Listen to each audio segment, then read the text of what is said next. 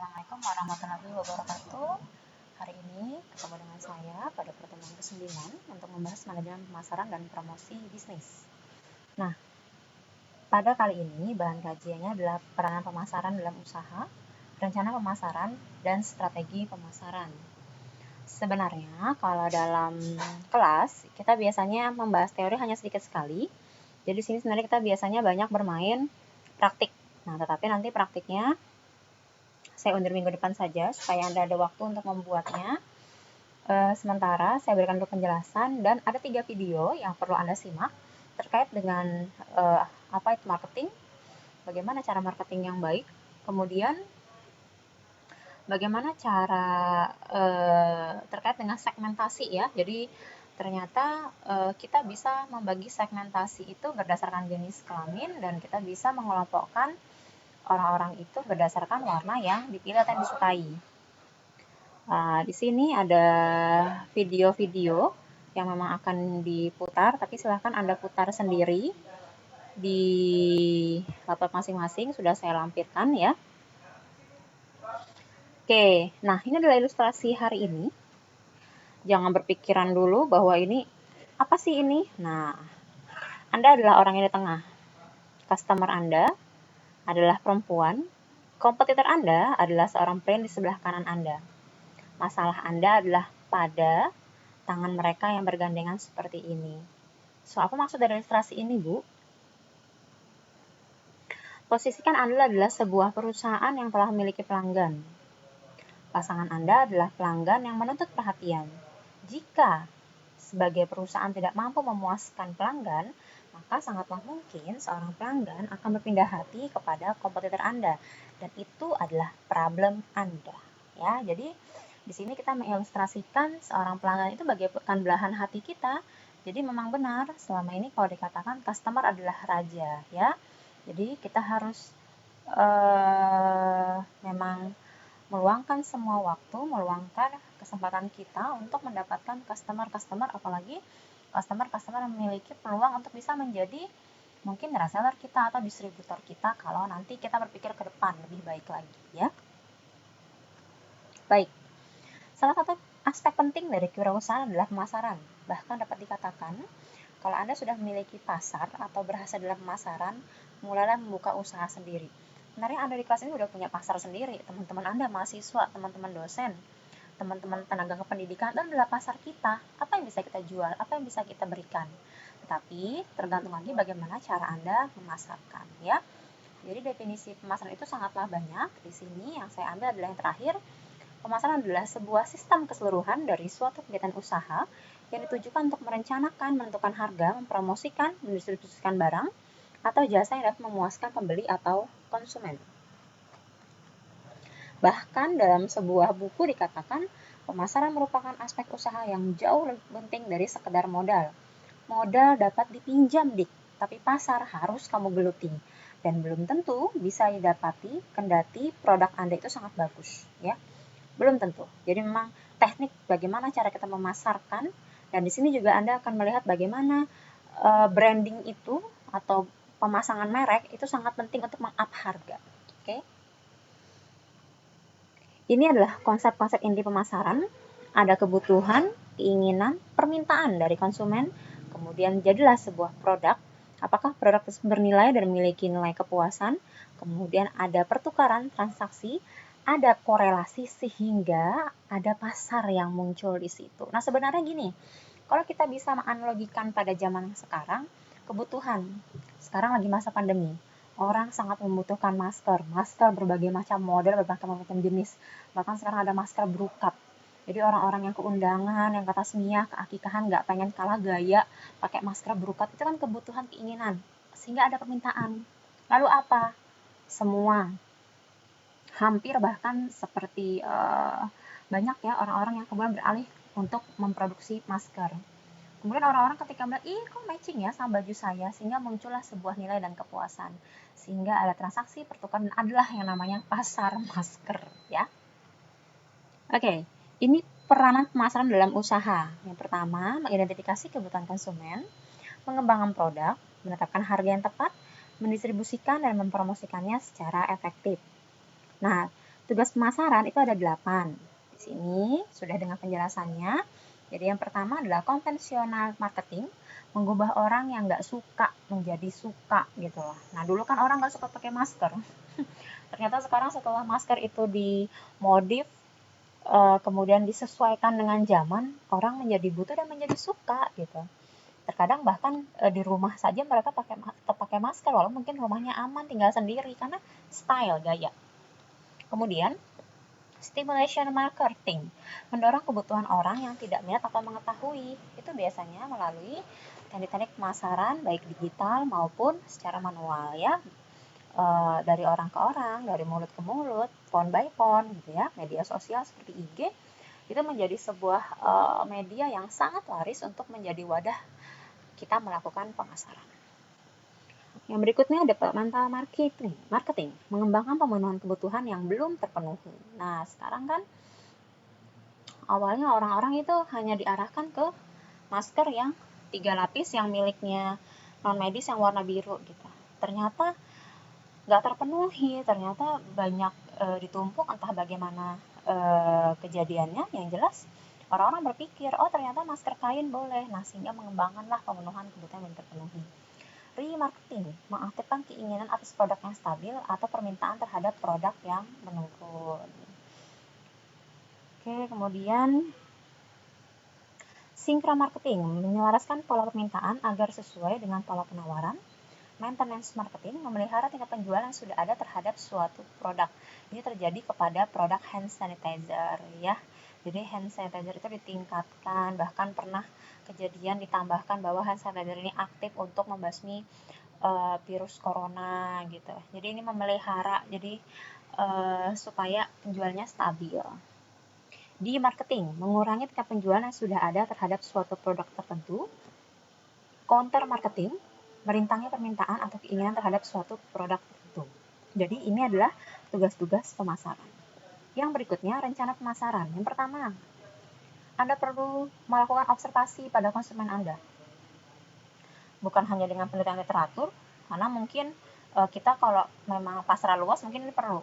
Tapi kalau misalnya pasar kita masih dalam skala kecil, kita cukup observasi, bertanya, keinginannya seperti apa, bertanya seperti apa sih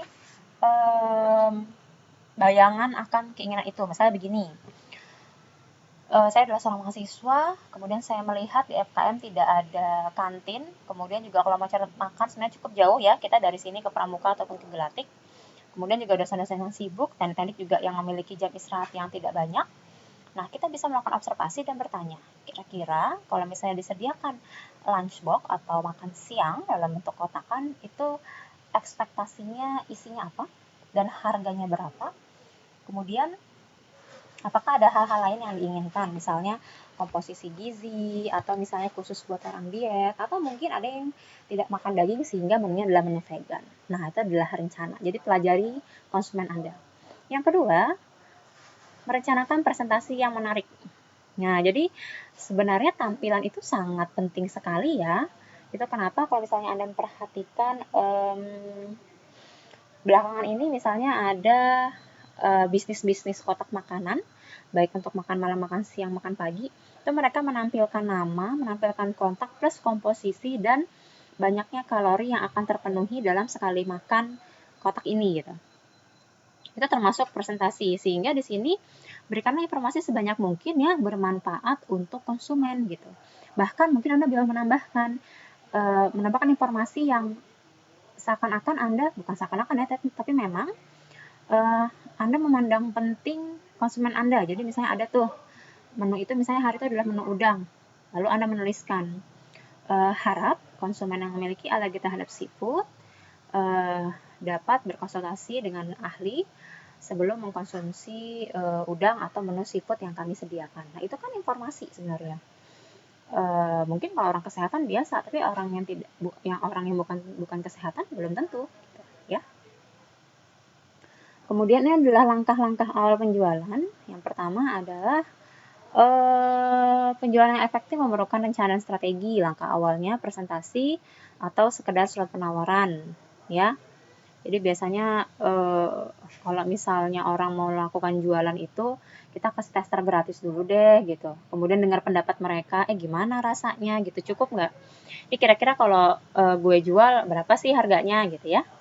Kemudian untuk menjual produk kepada konsumen korporasi, strategi penjualan harus didasarkan pada analisa menyeluruh. Nah, ini kalau kepada konsumen yang ini ya, cukup skala besar ya, jadi Anda harus melakukan analisis. Jadi, siapa bilang seorang entrepreneur tidak perlu sekolah? Perlu deh. Karena melakukan analisa kondisi konsumen, produk, pasar, dan persaingan, itu butuh banyak pengetahuan untuk bisa menilai banyak sesuatu. Ya. Strategi pemasaran.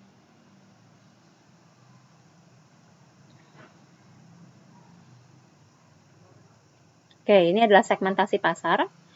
Wirausahawan diperhadapkan pada bagaimana menciptakan produk yang tepat. Jadi kepada siapa produk akan dijual, apakah kepada semua orang, apakah konsumen anak atau dewasa, dari mana konsumen berasal, dan berapa sih daya belinya mereka.